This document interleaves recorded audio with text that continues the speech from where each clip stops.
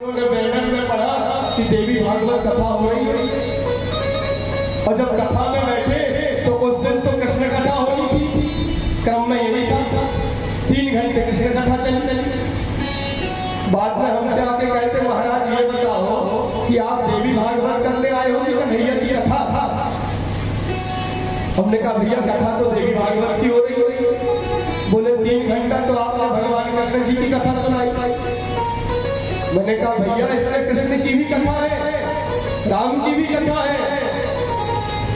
सारे पुराणों का निचोड़ देवी भागवत में भरा है। बोलो जय माता दी। तो कोई बिल्कुल मन में शंका मत करो कि कहाँ की कथा सुनाते हैं, और जिसको शंका हो मेरे पास आ जाना, मैं समाधान कर दूंगा। तो मैं कह रहा था घर में बुजुर्ग बहुत जरूरी है, उनकी आज्ञा लो।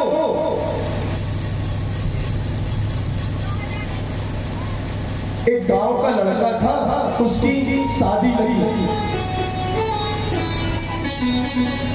और शादी लगी, बारात जाने का समय हो गया। अब बारात जाने का समय हुआ, लड़की वालों के पास से फोन आ गया। बोलो जय माता दी। लड़की वालों ने कहा बारात में कोई बुजुर्ग नहीं आना चाहिए, सब नए नए लड़के आएंगे बारात में, एक भी बुजुर्ग मत लाना, और बुजुर्ग आए तो बारात वापस। सारे बुजुर्गों को रोक दिया गया। क्षमा करें, वहां से फोन आया है, अगर कोई सयाना गया तो बारात वापस आ जाएगी। आप लोग यही रुको, कल तो बहू आ जाएगी, यही आशीर्वाद दे देना। अब जो लड़के के फूफा थे वो तो पीछे पड़ गए, हम तो जाए। जिस शादी ब्याह का फूफा लोग ज्यादा थोड़ा नाटक बताते हैं। बोलो जय माता दी। हाँ, जब तक फूफा गुस्सा न होए तब तक समझो शादी हुई ही नहीं। फूफा तो गुस्सा होंगे ही होंगे शादी में। अब लड़के के फूफा जिन पे अड़ गए, नहीं हम तो जाए। तो पहले के जमाने में नाश्ता लेके जाते थे लड़के वाले रास्ते के लिए। आप लोगों की भी बारात गई होगी तो नाश्ता ले आते थे, पूरी सब्जी सब बनाकर रास्ते में खाने के लिए। तो फूफा से कह दिया फूफा ये जो पूरी वाली डलिया है ना, इसके अंदर आप लग जाओ। और टोकरी होती है बांस की, छेद होते हैं उसमें। बोले छेद से देखते रहना कि क्या हो रहा, इसके अंदर बैठे रहना। फूफा घुस गए। अब बारात पहुंची लड़की वालों के यहाँ। स्कूल में बारात को रोक दी। पहले स्कूल में जनवासा होता था, बारात को रोक दिए। लड़की वालों ने कहा पहले बारात की चेकिंग होगी, कोई बुढ़ा आया तो नहीं। लड़की वालों ने पूरी चेकिंग करी। फूफा जी छुपे हैं डलिया के अंदर, कहीं देखना जाए। चेकिंग होकर चली गई। हाँ ठीक है, कोई बात नहीं, कोई बुजुर्ग नहीं आया। तभी लड़की के पिता ने एक चिट्ठी लिख के भिजवाई जनवासा कि बारात द्वारचार तभी होगा जब आप हमारे एक काम कर दोगे। कौन सा काम? बोले जो गांव में नदी बह रही है, उस नदी में आप दूध भर दो तभी शादी हो सकती है। दूध की बहाव नदी। अब बारात में नए नए लड़के गए थे, किसी की बुद्धि ही काम न करे कि इतना दूध लाए कहां से, नदी भर जाए। क्या करे। तभी फूफा ने देखा अंदर से, अरे सब चिंतित हो रहे, क्या बात है। फूफा के पास आए, फूफा एक समस्या हो गई। फूफा ने कहा क्या? बोले लड़की वालों ने कहा है जब तक गांव की नदी में दूध नहीं भरोगे तब तक बारात अंदर नहीं आएगी और द्वारचार नहीं होगा। फूफा जी का तुरंत दिमाग चल गया, बुजुर्ग है ना, सयाने, इसलिए मैं कह रहा हूँ सयानों को साथ में रखो। फूफा जी ने चिट्ठी लिख के भिजवा दी। बोले जाओ लड़की वालों को देके आओ। लड़की के पिता ने चिट्ठी पढ़ी। लड़की का पिता समझ गया बारात में कोई जरूर बुजुर्ग आया है, क्योंकि बच्चों का दिमाग नहीं चलेगा। चिट्ठी में लिखा था, हम गांव की नदी में दूध भर देंगे, पहले आप पानी तो खाली करवाओ तब तो दूध भरे। समझ गए लड़की का पिता, कोई बुजुर्ग आया है। अरे जब तक पानी खाली नहीं करोगे तो दूध हम कहां भरे? पानी खाली करवा दो, दूध से हम भरने के लिए तैयार। लड़की का पिता आया, प्रणाम करता है, बोले चलिए जल्दी मुहूर्त हो रहा है, शादी होगी। कहने का मतलब घर में बुजुर्गों को रखो, समय समय पर उनका मार्गदर्शन दो।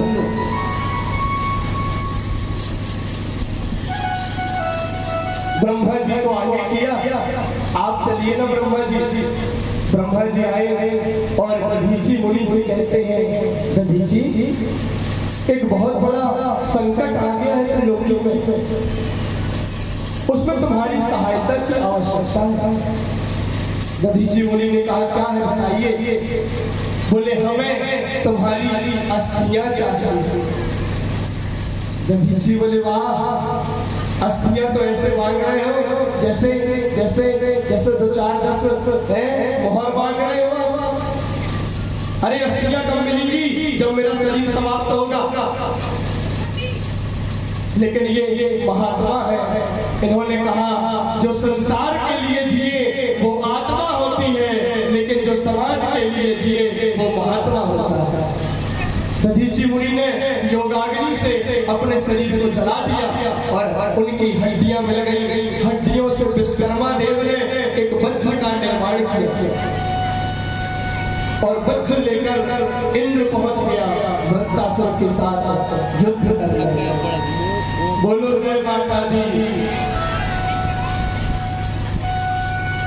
वृत्तासुर पहुंचा और जैसे ही इंद्र ने उस वज्र से वृत्तासुर के ऊपर प्रहार किया, उस वज्र में वृत्तासुर को जगत जननी जगदम्बा का दर्शन हो गया और वृत्तासुर ने बड़ा सुंदर उसकी स्तुति गाई। वृत्तासुर कहता है कि अहम हरे तब पादई तुमूल दासानुदासो भवितास्मि भूय मनः स्मरेता सुपते गुणास्ते गृणीतवाक कर्म करो तुकाया। 4 श्लोकों में वृत्तासुर ने भगवती की स्तुति गाई। हे मैया, मैं नहीं चाहता कि मैं ज्यादा दिन जीवित रहूं, क्योंकि मैं आपका दास नहीं हूं, आपके दासों के दासों के दासों का भी दास हूं। हे मैया, मुझे कुछ नहीं चाहिए, न नाथम न चपारमेष्टम, न मुझे स्वर्ग चाहिए, न वैकुंठ चाहिए, न कैलाश चाहिए, मुझे कुछ नहीं चाहिए। मुझे केवल आपके दर्शन की तड़फन चाहिए। ममत्वमस्लोम न जनेषु सख्यम संसार चक्रे भ्रमतस्व करुणभी। हे भैया, मैंने जो जो बात किए हो, आपको जिस योनि में मुझे भेजना हो भेज दो, लेकिन जो भी मैं बनूं आपके भक्तों के घर का बनूं। यदि मैं जानवर भी बनूं तो आपके भक्त के घर की गाय बनूं, यदि मैं कुत्ता बनूं तो आपके घर का कुत्ता बनूं। ऐसा कुछ कर दो। हे मैया, मैं आपको उस प्रकार प्रेम करूं, उस प्रकार प्रेम करूं जैसे चिड़िया का बच्चा अपनी मां से प्रेम करता था। माता रानी ने कहा, चिड़िया का बच्चा मां से जरूर प्रेम करता है, लेकिन कब तक? जब तक चिड़िया का बच्चा भूखा रहता है। और जैसे उसकी माँ उसके मुंह में आके दाना देती है, वो माँ को भूल जाता है। वृत्तासुर कहता भैया तो मैं आपको उस प्रकार प्रेम करूं जैसे जैसे कोई बछड़ा अपनी माँ से प्रेम करता था। माँ जंगल चलने जाती है, बछड़ा खूंटा में बंधे बंधे दिन रात माँ माँ करता रहता है। माता रानी कहती है लेकिन वृत्तासुर जब गौ माता आती है बछड़े को दूध पिलाती है तो बछड़ा खेलने लगता है, अपनी माँ को भूल जाता है। वृत्तासुर कहता है तो भैया मैं आपको उस प्रकार याद करूं जैसे एक प्रेमिका अपने प्रेमी को याद करती है। हर क्षण उसकी तड़फन बढ़ती रहती है अपने प्रेमी से मिलने की, ऐसे ही मैं आपको प्रेम करता हूं। और वृत्तासुर ने माता रानी से बड़ा सुंदर भाव प्रकट किया, हे मैया मैं आपका नाम कभी न भूलूं, क्योंकि आपका नाम ही सब पापों को जला करके भस्म करने वाला है। बोलो जय माता दी। हम लोग इस संसार में आए हैं, यहाँ से लेकर क्या जाएंगे? कुछ नहीं। 50 एकड़ जो खेत है वो यही पड़े रहेंगे। 2 मंजिला मकान जो तुमने बना लिया, बढ़िया पुट्टी स्टैम्पर करवा ली, वो भी यही रह जाएगा। अलमारी जो भरी है सोने चांदी में, वो अलमारी भी यही रह जाएगी। साथ में क्या जाएगा? साथी है मित्र गंग के जल बिंदु पार तक, अर्धांगिनी चलेगी केवल मकार तक। ये शरीर क्या है? जैसे पानी का बुलबुला पैदा होता है, कब तक रहेगा कोई ठिकाना नहीं, भूल जाएगा। ऐसे ये शरीर है, कोई साथ नहीं जाने वाला। मर जाओगे, पत्नी कहाँ तक जाएगी? बोले केवल घर के दरवाजे तक पत्नी साथ में जाएगी, उसके आगे पत्नी नहीं जाएगी। अरे भांगिनी बढ़ेगी केवल मकान तक, परिवार के सब लोग चलेंगे इस मसान तक। बेटा भी हम निभाएगा तो अग्निदान तक। जिसको खूब लाल प्यार से आपने बड़ा किया है, वो भी आपके सिर में सबसे पहले अग्नि वही बेटा लगाएगा और कोई नहीं। जिसको आपने पैदा किया, बड़ा किया, वही बेटा आपके सिर में अग्नि छुआएगा। बेटा भी हम निभाएगा तो अग्निदान तक। फिर बोले इसके तो आगे भजन ही है साथी, और हरि के भजन बिन अकेला रहेगा। रे मन ये 2 दिन का मेला रहेगा, कायम नजर का झमेला रहेगा। ये भजन मेरी दादी गाती थी। रे मन ये 2 दिन का मेला रहेगा, कायम नजर का झमेला। कुछ नहीं जाएगा। मनुस्मृति में लिखा है, धनानि भूमम पस्पस्य गोष्ठे नारी ग्रहे द्वारि सखा श्मशाने देहस्थितायां परलोक मार्गे धर्मानुगो गच्छति जीव एकः। साथ में क्या जाएगा? बोले धर्म किए हो तो पुण्य का खजाना जाएगा, और पाप किए हो तो साथ में पाप की गठरी जाएगी, और कुछ नहीं जाएगा।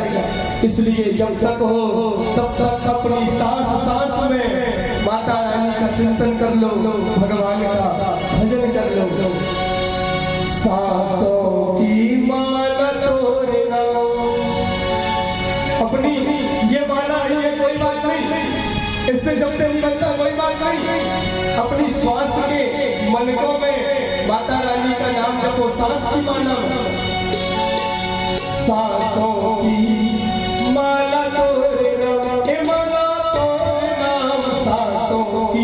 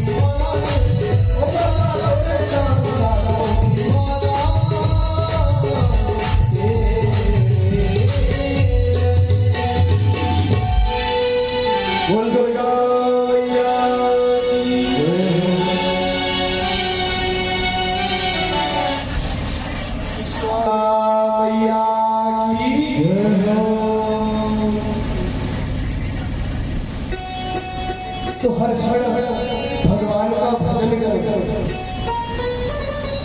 संतों ने कहा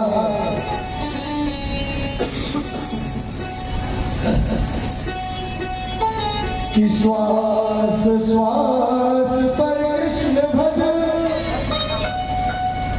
वृथा श्वास मत खो, और ना जाने इस श्वास का फिर आवन हो या न हो। इसलिए जितना जीवन भगवान ने दिया है, अधिक समय भगवान के भजन के लिए निकालो। ये जीवन कब समाप्त हो जाए कोई ठिकाना नहीं, और एक बार यदि जीवन चला गया,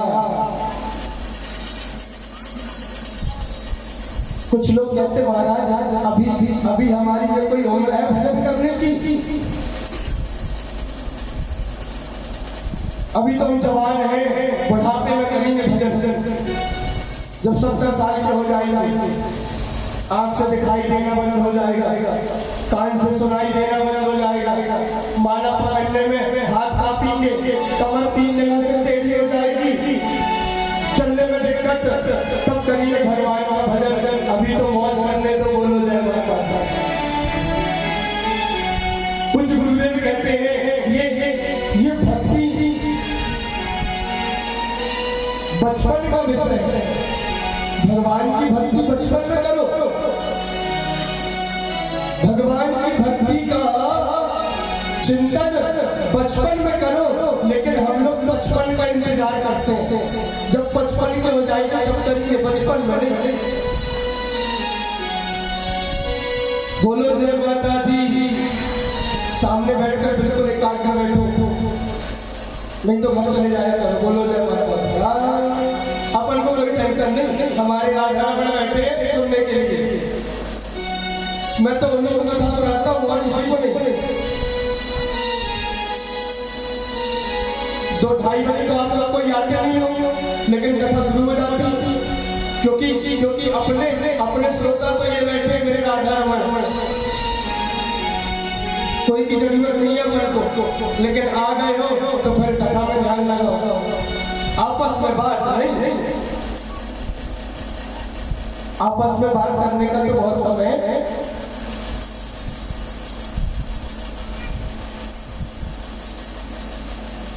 तो मैं कह रहा था कि भगवान का भजन बचपन से ही करना चाहिए, क्योंकि जब बचपन में नहीं करोगे तो मरते समय भी भगवान का नाम मुंह से नहीं निकलेगा। जन्म जन्म मुनि जतन कराही, अंत राम कहीं आवत न। मरते समय आप कितना भी प्रयास करो, आपके मुंह से कभी राम राम, कभी मां दुर्गा, कभी राधे राधे, ओम नमः शिवाय, ये कभी निकल ही नहीं सकता। इसका प्रयास तो सारे जीवन करोगे, तब कहीं मरते समय भगवान की याद आएगी। नहीं तो मरते समय भी लोगों को अपनी तिजोरी की याद आती है बस, और किसी की याद नहीं आती। एक व्यक्ति था, मर रहा था, पलंग पर पड़ा है, न जाने कब प्राण निकल जाए। कहता मेरी पत्नी कहाँ है? पत्नी कहती हाँ जी यही बैठी पैर के पास, पैर दबा रही हूँ आपके। मेरा बड़ा बेटा कहाँ है? बड़ा बेटा कहता पिताजी एक और पैर तो मैं दबा रहा हूँ, अब बिल्कुल परेशान, प्राण निकलने वाले हैं बिल्कुल। मेरा छोटा बेटा कहाँ है? छोटा बेटा कहता पिताजी मैं आपको पंखा कर रहा हूँ, यही पे हूँ। और मेरी इकलौती बेटी कहाँ है? बेटी कहती पिताजी मैं भी यही सर के पास बैठी हूँ, आपको अब बिल्कुल चिंता न करें। उसका दिमाग खराब हुआ, कहता तुम लोग सबके सब यही हो, तो दुकान में कौन बैठा इस समय? दुकान खाली क्यों छोड़ दी? मर रहा है लेकिन चिंता दुकान की है कि दुकान में कौन बैठा है। सबके सब यही हो मेरे पास, दुकान खाली है। मरते समय तो तिजोरी की याद आती है, बोलो जय माता दी। इसलिए भजन कर मस्त जवानी में, बुढ़ापा किसने देखा है। माताएं गाती हैं हमारी, माताएं ऐसे ऐसे भजन गाती है कि साक्षात वेद के मंत्र हो मानो। हमारे गांव में, हमारे वृंदावन में माताएं सुबह सुबह झाड़ू लगाती जाएंगी और भजन गाती जाएंगी। कभी राम बन के, कभी श्याम बन के चले आना, प्रभु जी चले आना, तुम राम रूप में आना। धनुष हाथ लेके, सीता साथ लेके चले आना, प्रभु जी चले आना। अब आगे जोड़ते जाओ, भजन बन गया, फिर कन्हैया बन के, फिर शंकर बन के, फिर विष्णु बन के, ऐसे ऐसे भजन गाती माता है। तो काम करते चलो, नाम जपते चलो। रोटी बना रहे, भजन गा रहे, राधे राधे तो चले आएंगे बिहारी। एक रोटी से आएंगे बिहारी, चले आएंगे बिहारी। राधे राधे, पूरी रोटी बन गई, भजन भी हो गया। अलग से भजन करने का समय नहीं मिलता कभी, क्योंकि एक गृहस्थी का जंजाल है ना, इसने फंसा के रखा है बिल्कुल। इसलिए रोटी बना रहे हो, बच्चों को तैयार कर रहे हो, घर के काम कर रहे हो, भजन करते जाओ। यही सबसे श्रेष्ठ भजन है। एक बात बताओ, प्रैक्टिकल करके देखना आप लोग घर में। एक दिन भोजन बनाना, घर में सबके म्यूजिक सिस्टम होता है ना आजकल, ब्लूटूथ वाला। हाँ, तेज तेज बड़े बड़े बक्से बजते हैं, चलती क्या खंडाला, मुन्नी बदनाम हुई, ऐसे बजाते लोग घर। मेरा दिल चाय चू, चाय चू, ऐसे ऐसे गाने होते हैं आजकल। तो एक दिन आप लोग भोजन बनाना और फिल्मी गाने बजाना घर पे, फिल्मी गाने, और खूब अच्छे से रोटी बनाना, खूब अच्छी सब्जी बनाना, मसाला डालना, उस दिन का भोजन करना। और दूसरे दिन शुद्ध नहा करके भगवान का भजन करते करते भोजन बनाना, कोई ज्यादा मसाला मत डालना। दोनों दिन का आप भोजन करोगे ना, तो दूसरे दिन का भोजन ज्यादा अच्छा लगेगा, क्योंकि भगवान का भजन हो रहा था। और फिल्मों के गंदे गाने सुनोगे तो पृथ्वी भी तुम्हारी गंदी ही होती जाएगी। बोलो जय माता दी। मेरी बात पर विश्वास ना हो तो कल और परसों 2 दिन करके देखना। बोलो जय माता दी। लेकिन नहीं महाराज, हम तो बुढ़ापे में करेंगे। नाक से बहेगा नाला, लाठी से पड़ेगा पाला, आंख में रहेगा जाला, पड़े पड़े जिंदगानी में थूकते रहोगे पिकदानी में। भजन क्या करोगे जब शक्ति न रहेगी तुम्हारी बंदवाड़ी में। इसलिए भगवान का भजन करो भरी जवानी में, जवानी में भगवान का भजन करो। और देवताओं ने माता का भजन किया, माता ने उपाय बता दिया, इंद्रवृत्तासुर को मारने के लिए आ गया। माता रानी ने उपाय बताया था, बंजर के ऊपर जल का फेन लगा देना, जो ना कि गीला है और ना ही सूखा है। ऐसा ही किया, फेन लगा दिया, वज्र दिखाई देना बंद हो गया। वृत्तासुर आंख बंद कर लिया और इंद्र से कहता है, इंद्र मुझे प्रहार करो, अन्यथा यदि मैं तुम पर प्रहार कर दूंगा तो तुम जीवित नहीं बचोगे।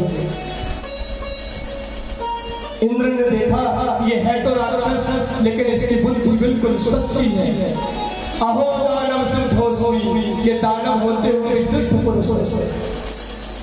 इंद्र ने अपने वज्र का प्रहार किया और जैसे ही जल के फेन का स्पर्श हुआ, उस वृत्तासुर का वही प्राणांत हो गया और धड़ाम से नीचे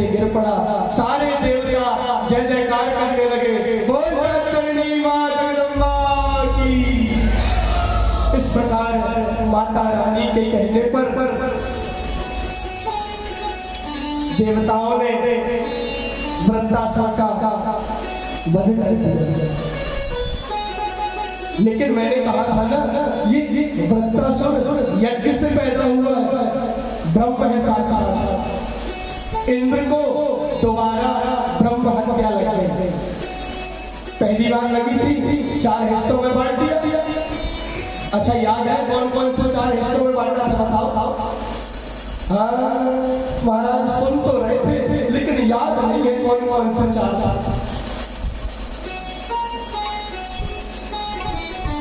आप कथा सुनाते हो व्यास जी, हम लोग बहुत ध्यान से सुनते हैं, यहाँ से सुनते जाते हैं और यहाँ से निकालते जाते हैं।